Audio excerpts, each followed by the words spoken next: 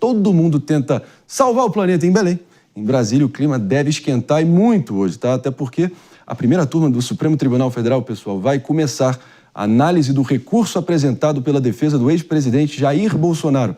E dessa vez não contaremos com a presença do ministro Luiz Fux, que, lembremos a nossa audiência aqui, né, Mano Ferreira, acabou, enfim, saindo da primeira turma, indo para a segunda e, assim, abdicando da sequência dos processos que ele já estava envolvido, né?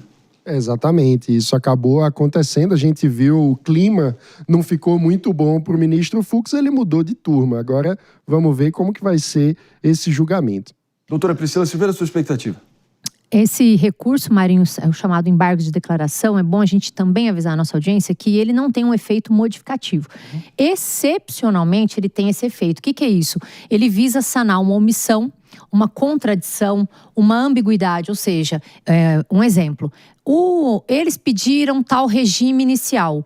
Os ministros não falaram, então eles têm que falar, então eles teriam que se manifestar. Então é para sanar alguma omissão, alguma ambiguidade, algo que foi contraditório ou omisso.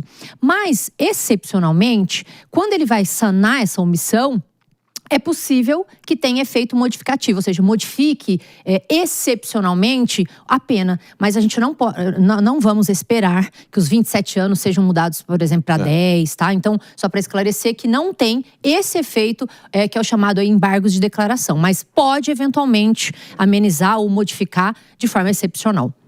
Isso, botando o marca-texto aqui na palavra eventualmente, mas não deixa de ser improvável nessa altura, né, David? Até porque a questão agora é se, dada a delicadeza do estado de saúde dele, se ele vai cumprir a prisão no regime domiciliar ou se ele vai bater na papuda por pelo menos algumas 2 semanas. Enfim, há fortes suposições nesse sentido, né?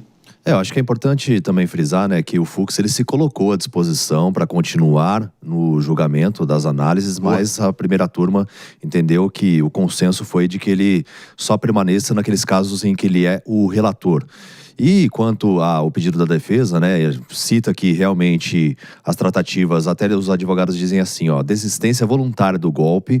Outra questão também que a defesa traz em relação a esse episódio, ligação de Bolsonaro com os atos do dia 8 de janeiro não foi comprovada, diz a defesa. E na minha avaliação também, eu acredito que não tem esse vínculo, porque não foram encontradas mensagens e tudo mais. E uma coisa que é muito importante também desses 27 anos, mais de 27 anos que foram somadas as penas, né, por todos os crimes imputados ao ex-presidente, tem o que trata sobre a morte violenta de representantes do Supremo Tribunal Federal, do Alexandre de Moraes, do presidente Lula e também do vice Geraldo Alckmin. Não tem absolutamente nada de prova concreta que vincule o Bolsonaro com essa estratégia de eliminar esses chefes, tanto do poder judiciário como também do executivo, né, eleito nas urnas. Então, são coisas que realmente foram alvo de questionamento, além também do cerceamento da defesa, as provas apresentadas, aquelas provas também que não foram robustas na minha avaliação.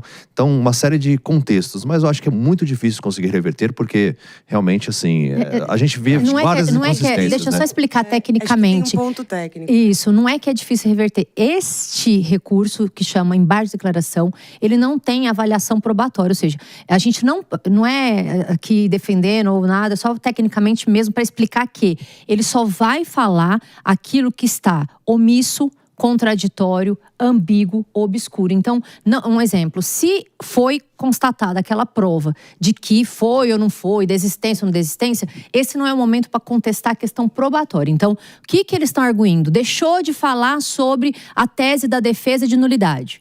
Perfeito, então tem que falar. Deixou de falar sobre a tese da defesa de desistência voluntária. Então, eu tenho que falar. Então, por isso que as pessoas estão criando expectativas, né? E eu entendo, porque principalmente pessoas que torcem, né, pela questão probatória, da mudança desse julgamento. E este recurso em específico, ele não tem... Por isso que eu falei em regra... Mas, doutora, nessa apresentação também não são apresentadas provas, evidências? Não, nas embargos de declaração, só... Eu vou tentar dar aqui um exemplo, tá? Rapidamente. A defesa pediu um regime aberto, pediu a absolvição, pediu tentativa.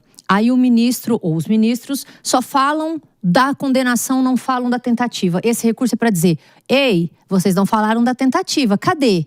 Então, por quê? Porque há uma necessidade de pré-questionar. Então, se eles não falam sobre a tentativa, a defesa não pode, eventualmente, recorrer sobre ela em outros preceitos recursais. Então, por isso que a gente fala em regra. Agora, reconhecendo que deixou de falar a tentativa e caso ela exista, aí entra a excepcionalidade da mudança nesse recurso, entendeu?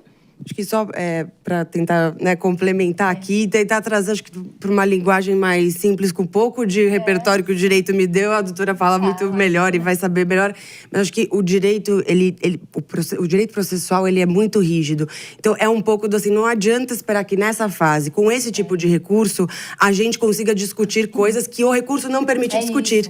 Então, esse recurso, ele não serve, né? Ele não é o meio, não é o momento processual adequado para a gente discutir se a decisão que o juiz deu ali é válida ou inválida, se a prova convence ou não convence.